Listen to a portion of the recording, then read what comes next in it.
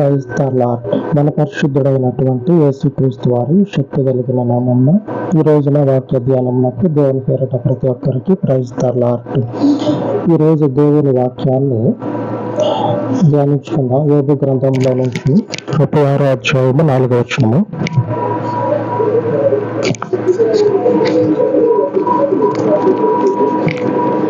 ఆ మాటలు ఏమాత్రమును అబద్ధము కావు. పూర్ణ జ్ఞాని యొకడు నీ ఎదుట నున్నాడు. దేవుడు చెప్పినటువంటి ఏ మాట అయినా కానీ అబద్ధం కాదు. అది మనకి చిన్నప్పటి నుంచి వింటానే ఉన్నాం. దేవుని మాట ఎప్పుడైనా సరే, అది ఎవరైనా కావచ్చు వింటానే ఉన్నాం. కానీ ఆ మాట విని భవిష్యత్తులో రోజులు జరుగుతూ ఉన్నప్పుడు విన్న మాట నెరవేర్పులోకి రావటం యేసుక్రీస్తు మార్గంలోనే కనపడుతుంది. మీరు కూడా ఇప్పుడు దాకా పెద్దోళ్ళు అని అనుకున్న వాళ్ళు మీకు చెప్పుంటారు చిన్నప్పుడు, దేవుణ్ణి నమ్ముకుంటే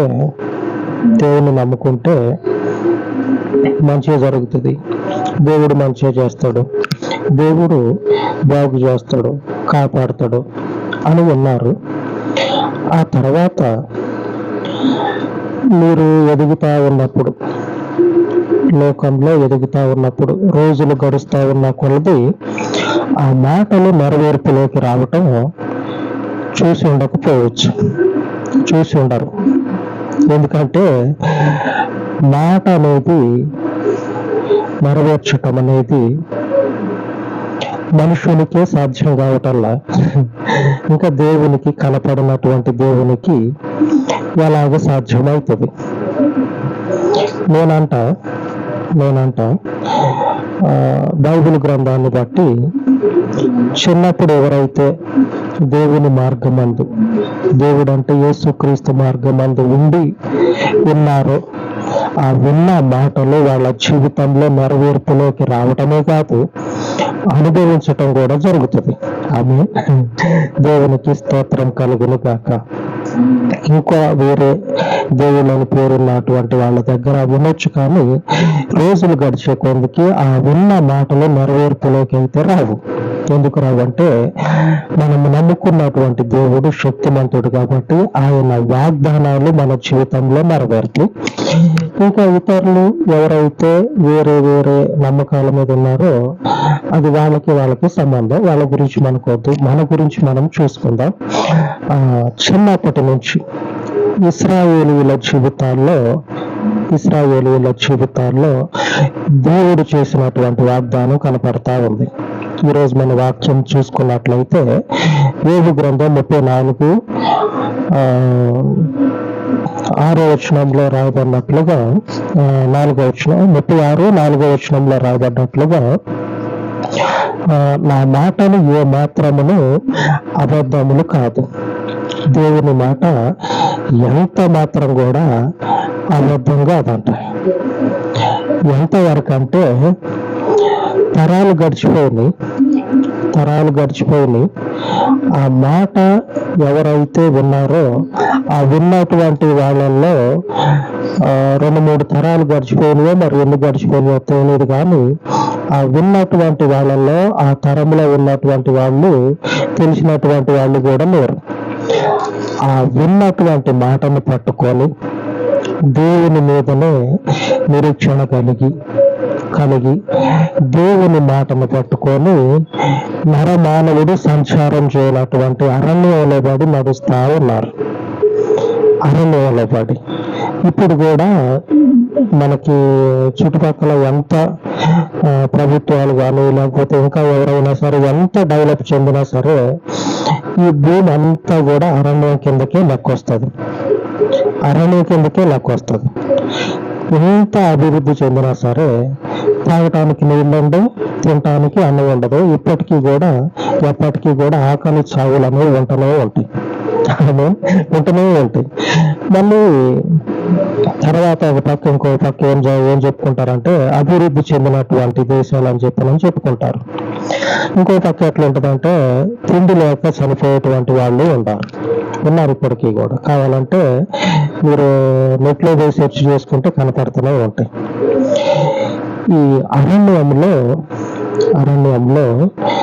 దేవుని మాటను పట్టుకొని నరమానవుడు తిరగనటువంటి అరణ్యంలో నడుచుకుంటూ పోతా ఉన్నారు దేవుని ప్రజలు. పోతా ఉన్నప్పుడు దేవుని ప్రజలకు మించి బలవంతులు ఎదురవుతా ఉన్నారు. మనకి కూడా ఎదురవుతా ఉంటారు కదా బలవంతులు అనేటువంటి వాళ్ళు. మన స్థితి ఏమో చిన్నగా ఉంటది. అలాగనే ఇటు మాటలో కానీ అటు భౌతికంగా కానీ ఏ రకంగా కూడా శక్తి అనేది ఉండదు. ఈ జీవితాలకి బలవంతులు బలవంతులైనటువంటి వాళ్ళు ఎదురుపడ్డప్పుడు వాళ్ళు చెప్పేటువంటి మాట ఏంటంటే, ఈ బలహీనులకి దేవుడు ఏ మాట అయితే చెప్పిండో అదే మాటను దేవుడు నెరవేరుస్తాడు. బలవంతులైనటువంటి వాళ్ళు బలహీనులమైనటువంటి మన ఎదుట నిలబడి చెప్తా ఉన్నారు. ఆ బలవంతులు ఎవరంటే ఒకసారి సంఖ్యాకాండంలో 23వ అధ్యాయము ఎన్నో పేజీ అంటే 132వ పేజీ 23లో 19వ వచనం 132వ పేజీ.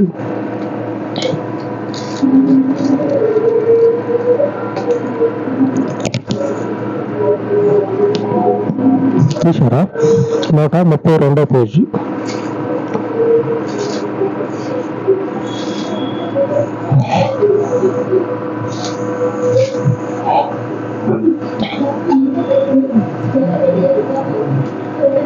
నూట 23వ అధ్యాయంలో 19వ వచనం 23:19 నేను చదువుతా చూడండి. దేవుడు అబద్ధమాడుటకు ఆయన మానవుడు కాడు, పశ్చాత్తాపపడుటకు ఆయన నరపుత్రుడు కాడు. ఆయన చెప్పి చేయకుండా ఆయన మాట ఇచ్చి స్థాపింపకుండా. ఈ భగవంతుడైనటువంటి వాడు దేవుని ప్రజలతోటి చెప్తా ఉన్నాడు, ఎవరి మీద అయితే మీరు ఆశ పెట్టుకొని ఈ అరణ్యంలో తిరుగుతా ఉన్నారో ఆయన నమ్మదగినోడు. నేను బలవంతులు అయ్యుండి మిమ్మల్ని అనగదొక్కుదామని చూసినాం కానీ అది సాధ్యం కావటంలా. మీరు నమ్ముకున్నటువంటి దేవుడే బలమైనోడు, ఆయన అబద్ధవాడు. అబ్బా ఎట్లా జరిగిపోయిందో ఏదో జరిగిపోయింది పోతే ఫోన్ అని చెప్పినని అట్లా విడిచిపెట్టే దేవుడు కూడా కాదు. చేదాటిపోయిందిగా పోలేండి, మీరు కూడా మోటమ్మలు చదువుకొని మళ్ళీ వెనక్కి పోండి అని చెప్పినని అట్లాగా చెప్పి తిప్పి పంపించే దేవుడు కాదు. లేఖనంలో ఆ మాట ఉన్నది, పశ్చాత్తాపపడుటకు ఆయన నరపుత్రుడు కాదు. చేతులు విసుక్కుంటా అయితే అయిపోయింది కాదు, ఇక పోతే పోనీ ఇక వెనక తిరిగిపోండి అని చెప్పి పశ్చాత్తాపపడే దేవుడు కాదు. ఆయన ఏ మాట అయితే చెప్తాడో ఆ మాట ఎంత తోడైనా సరే తలకిందులు చేసి తలకాయను భూమి మీద పెట్టి కాళ్ళు ఆకాశానికి పెట్టి ఆయన ఇచ్చిన మాటను స్థాపిస్తాడు. ఆ మాట లేఖనంలో ఉన్నది. ఏమన్నదంటే ఆయన చెప్పి చేయకుండా ఆయన మాట ఇచ్చి స్థాపింపకుండా. దేవుడు చెప్తా ఉన్నాడు, మన జీవితాల్లో దేవుని మాట నెరవేరకుండా పోదు. చిన్నతనం మొదలుకొని ఆ వృద్ధాప్యం వరకు దేవుని మాటలు ఏవైతే ఉంటాయో ఆ మాటలు పట్టుకొని జనాలు తిరిగేటువంటి ప్రాంతంలో కాదు, నరమానవుడు తిరగనటువంటి ప్రాంతంలోకి ఇశ్రాయేలీయులందరూ వచ్చారు. ఇశ్రాయేలీయులందరూ వచ్చి ఆ అరణ్యంలో నిలబడితే వీళ్ళకి ఎదురున్నటువంటి వాళ్ళు అటు ఆ రాజు బలవంతుడే, ఆ రాజు పిలిపించుకున్నటువంటి ఆ ప్రవక్త కూడా బలవంతుడే. ఈ బలవంతుల ముందు ఎందుకు పనికిరానటువంటి చావలేనటువంటి ఈ దేవుని ప్రజలు నిలబడ్డారు. వీళ్ళకున్నటువంటి ఒకే ఒక ధైర్యం ఏంటంటే దేవుడు వీళ్ళకి వాగ్దానం చేసిండు. ఏమని వాగ్దానం చేసినంటే, ఈ అరణ్యంలో పడి మిమ్మల్ని నడిపించుకుంటా నేను తీసుకుపోయి ఆ చెప్పినటువంటి భూభాగాన్ని మీకు అప్పచెప్తా. ఏ భూభాగం అయితే నేను మీకు ఇస్తా అని చెప్పానో ఆ భూభాగాన్ని నేను మీకు ఇస్తా అని దేవుడు చెప్తే, ఆ చెప్పిన మాటను పట్టుకొని బయలుదేరిపోతా ఉన్నారు. ఇంక వెనక ముందు ఏమి లేదు, ఇక వెనక ముందు ఏమి లేవు, కళ్ళకు కనపడేటట్లుగా ఏది లేదు. ఖాళీ వీళ్ళ హృదయాల్లో ఏంటంటే ఒక నమ్మకం. ఆయన చెప్పిండు మేము పోతాను, అంతే, ఇక అంతకుమించి ఏం లేదు. కానీ ఈ వాక్యానికి విరుద్ధమైనవి కళ్ళ ముందు కనపడతా ఉన్నాయి. ఆ ప్రవక్త ఉన్నాడు, ఈ మాటలు చెప్పేటువంటి ఆ ప్రవక్త ఉన్నాడు, ఆ ప్రవక్తను తీసుకుని వచ్చినటువంటి ఆ రాజు ఉన్నాడు. ఈ రాజు ఈ ప్రవక్త కళ్ళ ముందు కనపడతా ఉన్నారు, కానీ దేవుడు అయితే కళ్ళ ముందు కనపడట్లా. దేవుని మాట వాళ్ళ హృదయంలో నరాల్లో జీర్ణించుకుపోయింది. ఎన్ని రోజులు? ఒక రోజు కాదు, 2 రోజులు కాదు, దగ్గర 400 సంవత్సరాల తర్వాత ఆ నరాల్లో ఉన్నటువంటి దేవుని మాట నెరవేర్పులోకి వచ్చింది. ఇంకా చెప్పుకోవాలంటే 430 సంవత్సరాల తర్వాత నరాల్లో అప్పటిదాకా దేవుడు వస్తాడు, తీసుకుపోతాడు, ఆయన చెప్పిన మాట నెరవేరుస్తాడు అని వాళ్ళ నరాల్లో ఆ మాటను జీర్ణించుకొని దేవునితో నడుస్తా ఉన్నప్పుడు యోబు ప్రవక్త అంటా ఉన్నాడు. యోబు ప్రవక్త ఏమని చెప్తున్నంటే, 34వ అధ్యాయంలో 10వ వచనంలో ఒక మాట రాయబడి ఉన్నది. యోబు కూడా ఇలాంటి బలవంతులే ఎదురుపడితే అరణ్యంలో బ్రతికేటువంటి ఆ బ్రతుకులో అరణ్యంలో ఉంటే ఏది కూడా అక్కడకు రాదు. చెట్లు ఉంటాయి, ఆ అరణ్యంలో చెట్లు ఉంటాయి, జంతువులు ఉంటాయి, అన్నిటికన్నీ ఉంటాయి, కానీ ఏది కూడా బతకటానికి అనుకూలంగా ఉండదు. అటువంటి పరిస్థితుల్లో యోబు అంటా ఉన్నాడు. ఏమని అంటా ఉన్నాడు అంటే, విజ్ఞానం తీశారా? పేజీ నంబరు 445 పేజీ, 34వ అధ్యాయం 10వ వచనం. విజ్ఞానము గల మనుషులారా నా మాట ఆలకించుడి. దేవుడు అన్యాయము చేయుట అసంభవము, సర్వశక్తుడు దుష్కార్యము చేయుట అసంభవము. గుర్తుపెట్టుకోండి, వెనక ఉన్నటువంటి ఆ రాజు లాక్కొచ్చినటువంటి ఆ ప్రవక్త, వీళ్ళిద్దరు బలవంతులే, ఏదైనా చేయగలుగుతారు. ఆ ధైర్యంతో ఆ బుర్రితోటే వచ్చి దేవుని ప్రజల ముందు నిలబడి ఏదైనా చేద్దామని చెప్పారని అన్నారు. అంటే దేవుడు ఆ బలవంతుల చేత ఏమని చెప్పిస్తా ఉన్నాడంటే, మీరు పోండి, మీకు దేవుడు చెప్పిన మాట ఖచ్చితంగా నెరవేరుతుంది. దేవునికి విరోధంగా మాట్లాడాల్సింది పోయి దేవునికి అనుకూలంగా మాట్లాడుతూ ఉన్నాడు ఆ ప్రవక్త. ఏమని? మీకు ఆయన చెప్పినటువంటి మాట ఖచ్చితంగా నెరవేరుతుంది. ఆయన పశ్చాత్తాపడడు. అవును, ఇక్కడ రాకొచ్చినాం కదా, వీళ్ళు చూడిపోతున్నా ఎంత బలంగా ఉన్నారు, మీరు చూడబోతున్నా మీకు కనీసం ఏమీ తెలియదు మీకు, మీరు ఏమొద్దు వెనకపోమని చెప్పనని చెప్పేటువంటి మనుషుడైతే దేవుడు కాదు. ఆయన చెప్పి జరిగిస్తాడు. అడ్డం వచ్చిన వాళ్ళు ఎవరైతే ఉంటారో వాళ్ళని పక్కకు తీసేస్తాడు. ఆ అడ్డం వచ్చినటువంటి వాళ్ళ చేతనే ఒకనొక సందర్భంలో దేవుడు చెప్పిస్తా ఉన్నాడు. ఏమని చెప్పిస్తా ఉన్నాడు అంటే, మీ దేవుడు మీకు ఇచ్చినటువంటి మాటని తప్పకుండా నెరవేరుస్తాడు, మీరు వెళ్ళిపోండి. దేవుని చేత మెడలు కమిలిపోతే అప్పుడు చెప్తా ఉన్నాడు. దేవుని చెయ్యి ఆ ప్రవక్త మెడ మీద ఎంత కష్టంగా ఉందో ఒకసారి ఆలోచన చేయండి. దేవుని చెయ్యి ఆ ప్రవక్త మెడ మీద పడితే, మెడలు కమిలిపోతే అప్పుడు మాట్లాడుతా ఉన్నాడు. ఆయన పశ్చాత్తాపడే దేవుడు కాదు, మీకు చేసిన వాగ్దానాన్ని నెరవేర్చే దేవుడు, కాబట్టి మీ మార్గంలో మీరు వెళ్ళిపోండి అని చెప్తా ఉన్నాడు.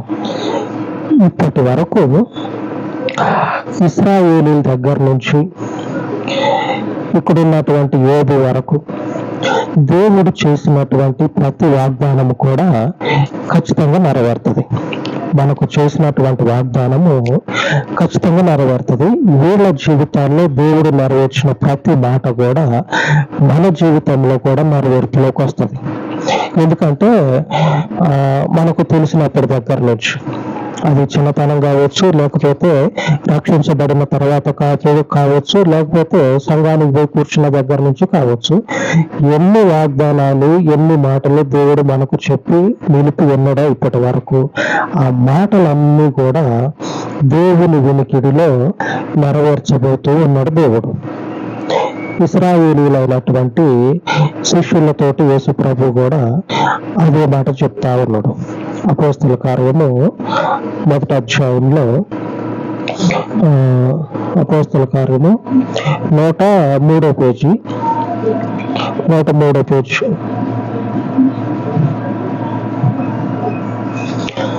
10వ వచనం.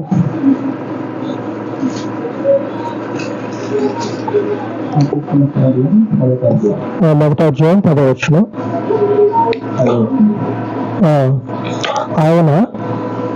ఆయన వెళ్ళుచుండగా వారు ఆకాశము వైపు తేరి చూచుచుండిరి. ఇదిగో తెల్లని వస్త్రములు ధరించుకొని నా 2 మనుషులు వారి వద్ద నిలిచి, గనులయా మనుషులారా, మీరెందుకు నిలిచి ఆకాశము వైపు చూచుచున్నారు? మీ వద్ద నుండి పరలోకమునకు చేర్చుకొనబడిన ఈ యేసే ఏ రీతిగా పరలోకమునకు వెళ్ళుట మీరు చూచితురో ఆ రీతిగానే మరలా తిరిగి వచ్చునని వారితో చెప్పిరి. ఇప్పుడు ఏం జరగబోతా ఉన్నదంటే, ఇప్పుడు ఆ పరలోకానికి పోయేటువంటి రోజున శిష్యులకి దేవుడు కనపడి అన్ని విషయాల గురించి చెప్పి, ఆ తర్వాత వాళ్ళు చూస్తూ ఉండగానే మేఘములో పడి అట్లాగా మేఘంతో పాటు పరలోకానికి వెళ్ళిపోయినట్లు కనపడుతుంది. వాళ్ళు ఇక ఈ మనిషి కనపడట్లేదు, ఎటు పోయిందా, ఇప్పుడు దాకా మాట్లాడుతూనే ఉన్నాడు మాతోటి, ఎటు పోయిందా అని చూస్తా ఉన్నారు. అంతే చూస్తా ఉన్నప్పుడు పక్కనే ఉన్నటువంటి దేవుని దూతలు అంటా ఉన్నారు, మీరెందుకు పైకి చూస్తా ఉన్నారు? పైన మనిషి లేడు, ఆయన ఇంటికి ఆయన పోయిండు, ఎట్లాగా ఆయన ఇంటికి పోయిండో తిరిగి మళ్ళీ అలాగనే వస్తాడు, తిరిగి మళ్ళా ఆయన అలాగే వస్తాడు. ఆ వచ్చేంత వరకు మీకు చేయబడినటువంటి దేవుని వాగ్దానాలు ఉన్నాయి కదా, చిన్నతనం నుంచి అలాగే రక్షించబడిన దగ్గర నుంచి, ఆ వాగ్దానాల మీద మీరు నిలబడి ఉండండి. ఆయన పశ్చాత్తాపపడడు, ఆయన మనుష్య మాత్రుడు కాదు అబద్ధం పట్టడానికి. నేను కాదు, నేను చెప్పలేదు అట్లాగా ఏదో తాగి ఏదో లేకపోతే అన్య మనస్కంగా ఉండి అట్లాగా మాట్లాడలేను అని చెప్పే దేవుడు కాదు. ఆయన ఏ రీతిగా మీ ముందు కళ్ళ ముందు కనపడకుండా ఆకాశానికి వెళ్ళిపోయిండో, పరలోకానికి చేర్చుకొనబడ్డాడో, తిరిగి మళ్ళీ అదే రీతిగా వస్తాడు. అప్పటి వరకు మీకు ఆయన చేసిన వాగ్దానాలు ఎన్నైతే ఉన్నాయో వాటిని స్వతంత్రించుకోండి, నిలబడి దేవునిలో నిలబడి స్వతంత్రించుకోండి. ఈలోపు మీ కళ్ళ ముందు ఈ అరణ్యంలో ఎంతమంది అయితే నిలబడి బలాన్ని చూపించాలనుకుంటారో, అది రాజులైనా కావచ్చు, ప్రభుత్వాలైనా కావచ్చు, ప్రభుత్వంలో ఉన్నటువంటి అధికారులైనా కావచ్చు, లేకపోతే పెద్ద పెద్ద బడా నేతలని ఉంటది కదా, బడా మనుషులని, అటువంటి వాళ్ళైనా సరే నిలబడినటువంటి ఏ బలవంతుడు కూడా ఏమని చెప్తాడంటే, ఆ ప్రవక్త చెప్పినట్లు నీ దేవుడిచ్చిన మాట ఖచ్చితంగా నెరవేరుస్తాడు. కాబట్టి ఈ అరణ్యంలో మీరు ఈ బలవంతులైనటువంటి వాళ్ళు ఎంతమంది నిలబడ్డా ఈ బలవంతుల్ని చూడకుండా మీకు దేవుడిచ్చిన వాగ్దానం ఉంది కదా, ఈ రక్తంలో జీర్ణించిపోయింది కదా, అదే వాగ్దానాన్ని పట్టుకొని మీరు నడవండి. ఎందుకంటే ఆయన మాట ఇచ్చిన మాట తప్పక నెరవేరుతుంది. ఆయన మళ్ళా తిరిగి రాబోతా ఉన్నాడు. ఆ వచ్చేంత వరకు మీకు చేసినటువంటి వాగ్దానము ఖచ్చితంగా నెరవేరుతుంది. ఇశ్రాయేలీయులైనటువంటి వాళ్ళు కొన్ని వందల సంవత్సరాలు వాగ్దానం కొరకు ఎదురు చూసిన తర్వాత ఆ వాగ్దానాన్ని పట్టుకొని నడిచేటప్పుడు కళ్ళ ముందు ఏమో బలవంతులు ఉన్నారు, మనుషులు కనపడతా ఉన్నారు కళ్ళ ముందు. కానీ దేవుని వాగ్దానం మాత్రం కళ్ళ ముందు అయితే లేదు, హృదయంలో అలాగ భద్రపరచుకొని ఉన్నారు. దేవుని మనుషులు అనేటువంటి వాళ్ళు ఉన్నారు, కానీ వాళ్ళ లాంటి మనుషులే వాళ్ళు కూడా. ఈయన పైనుంచి ఒక ఆయన దేవుని దూత దిగొస్తే ఆయన ఈయన మాకున్నాడని చెప్పుకోవచ్చు. అలాంటి వాళ్ళు ఎవరు లేరు. ఉన్న ఒక్కడు కూడా మాట్లాడటానికి కూడా చేతగాని మనుషులు. ఆ బలవంతుడైనటువంటి దేవుడు వాళ్ళతో ఉన్నన్ని రోజులు ఎంతమంది బలవంతులు ఎదురుపడ్డా ఏమీ చేయలేరు. మన వాగ్దానాలను ఎవ్వరు కూడా నెరవేర్పులోనికి రాకుండా అడ్డుకోలేరు. ఈ బలమైనటువంటి మనుషుల బలాన్ని దేవుడు తప్పకుండా కొట్టేస్తాడు. మీకున్నటువంటి వాగ్దానాలలో మీ వాగ్దానాన్ని స్వతంత్రించుకునేటట్లుగా మీరు నిలిచి దేవునితో నడిస్తే ఆ ఫలాన్ని పొందుకుంటారు. ఆమేన్. దేవుడు తన వాక్యంలో దీవించును గాక. ఆమేన్.